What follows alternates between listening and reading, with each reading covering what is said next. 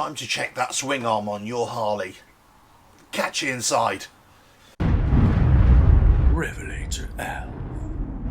Hello, welcome to RevelatorAlf. I hope you're enjoying the channel and this series of videos. Don't forget to subscribe, hit that bell, like and share, leave those comments, and check out the website RevelatorAlf.com, where you find the link to PayPal for any support. So in this video I'm talking about the Harley Davidson Softails primarily. Here I'm with my Sport Glide, and I've had reports, so thank you Adam for actually sending this info through and asking what I thought of it. It's about the rear swing arm seizing, or as Harley Davidson call it, the rear fork, and it's this setup here. So basically, as we know, the Softail chassis, great chassis. You have a monoshock suspension. The shock absorber is hidden under the seat there, and then the rear portion of the frame is allowed to pivot, and it pivots about a pivot bolt right here. There. Now, within that pivot bolt on the rear fork, there are two bearings either side. Now, those bearings have to be put in a special way, of course, and they have to be flush and put in squarely. Now, one of the things that some people have found is that the rear fork doesn't have free movement when you're sitting on the bike. Now, obviously, that can cause a whole host of issues: rider comfort, rider safety.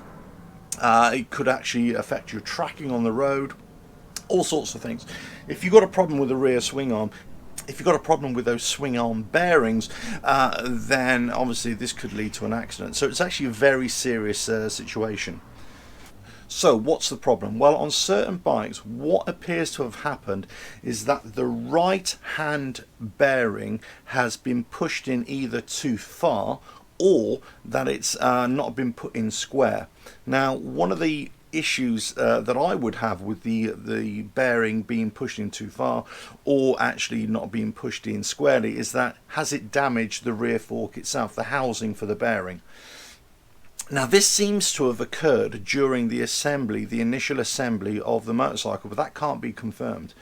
Also, we're not exactly sure where these instances have taken place. I know they've happened in Australia, but I'm just wondering where else this has happened. So if you've had this rear fork problem where it's not returning, there's not enough free movement there, and it becomes a rear bearing issue, then let us know in the comments below. Let us know where you are in the world, because this could be down to where the motorcycles are actually manufactured and which market they're being delivered to.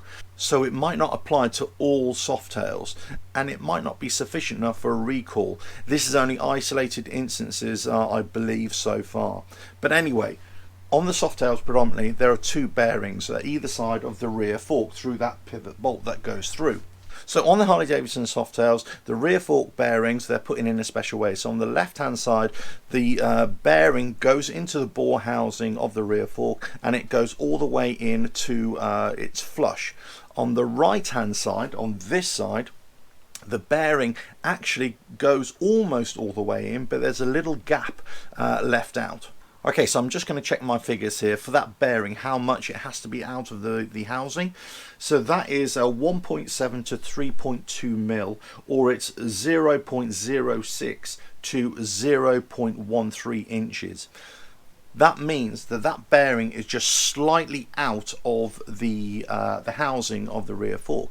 So when the pivot bolt is put through there, and then it's torqued down, that's 4 times it has to be torqued down. It goes to an initial torque setting, then it's backed off, it goes to a minimal torque setting, then it's backed off again, then it goes to its final torque setting, it's backed off, and then it goes to the final torque setting, which is exactly the same as the two final torque settings are the same, and that is 209 to 230 Newton meters, or 154 to 170 foot-pounds of torque.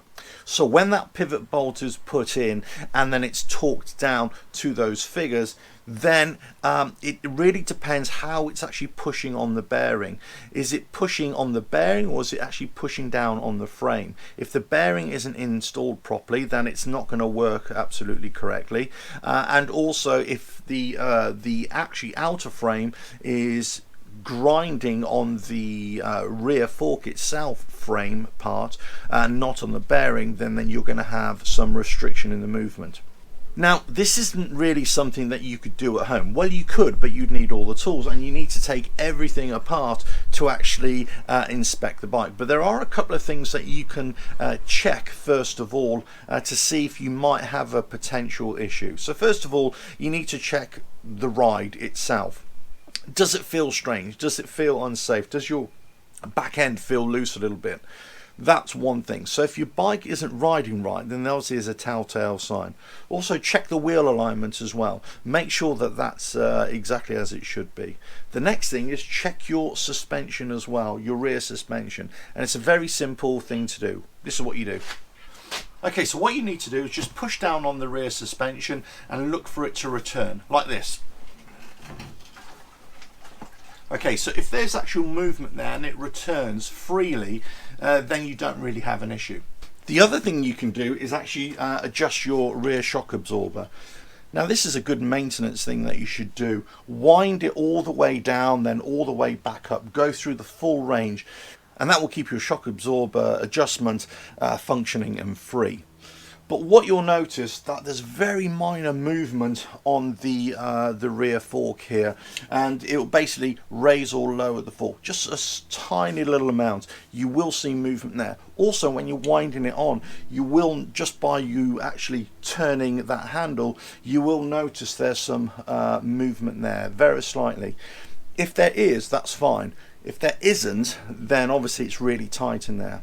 So it's either that there's a bearing issue or that the pivot bolt has been over torqued, which is highly unlikely, but it could be that it's been over torqued because the bearing is too far in on the right hand side, and also the frames are contacting each other, so there isn't full movement.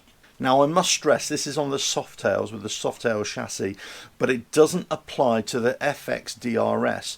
That is slightly different. The FX DRS, the right hand bearing, actually goes in a little bit further. It's almost flush. There is a slight emergence of the bearing on the right hand side, but it's very slight.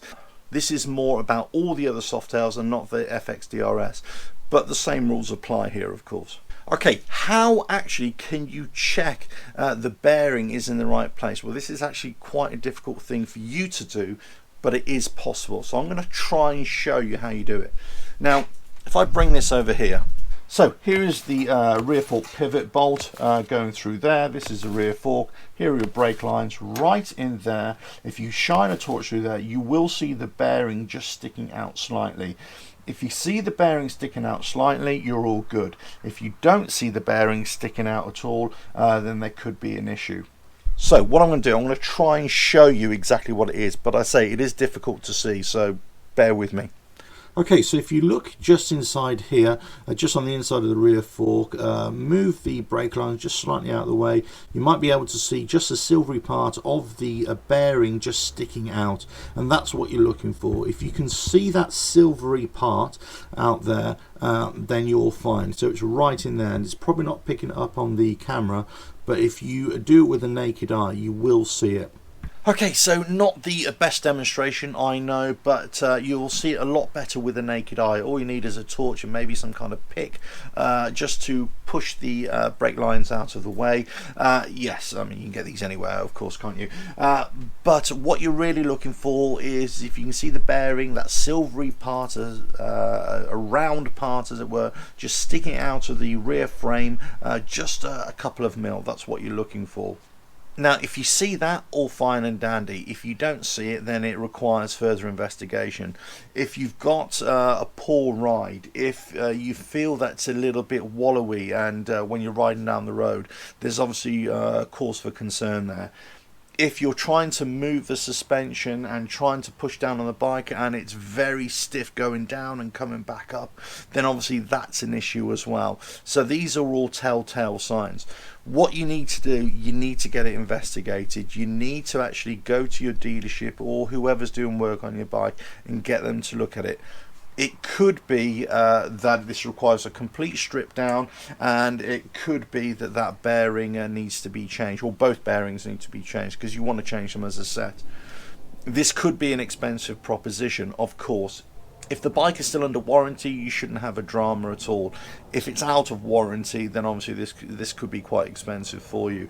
You're going to have to take all the exhaust off, the wheel, of course, also the braking, the rear fender, the seat, everything has to come off pretty much. And then you take the rear fork out, the swing arm, replace the bearings, then retorque it down. It's an expensive job, not so much in parts because it's only bearings, but it's actually the labour hours to do it. But it's something that you're really going to need to get checked out. Now, I don't want to alarm anybody. This could be just an isolated incident, but numerous reports have come out of this issue. It's not a recall issue, but certainly certain dealerships or technicians or independent mechanics have noticed this as well. Now, it could be, as I said, just in one geographic location. It could be a batch issue. It could be where the bikes are assembled and which market they're going to. So if you've had this issue, let us know in the comments where you are in the world, which country, which state, for example, and if you've had this issue and what the remedy was, how much it cost to have it fixed, and all that kind of stuff. The more information that you can give the community, the better. But you can easily check this just by checking your ride quality, pushing down on the rear seats, checking that suspension, making a full adjustment of your rear suspension as well, just to check for any movement. But ultimately, you've got to check if that bearing is sticking out. And if it isn't sticking out, then there's an issue with its initial assembly into the rear fork. Now, it could be that it hasn't been put in properly. It could be that it's a bearing failure for whatever reason. There's a whole host of issues, so it needs to be investigated. Now, the worrying thing is, obviously, if it is an assembly issue, then you've got to look at Harley Davidson quality control.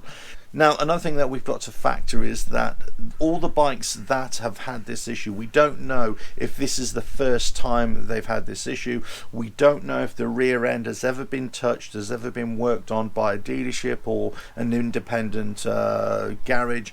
So we don't know if it's actually initial assembly or whether it's after work that's been done prior to this being discovered.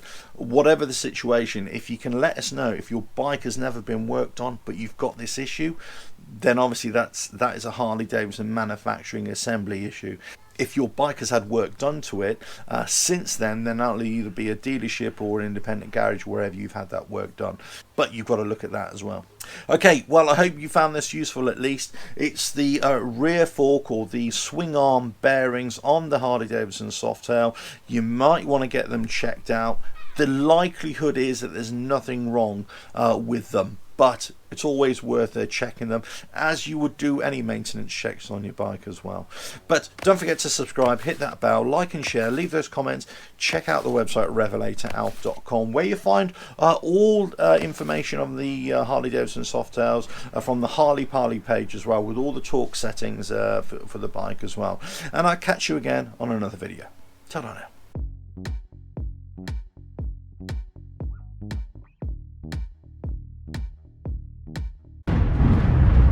RevelatorAlf.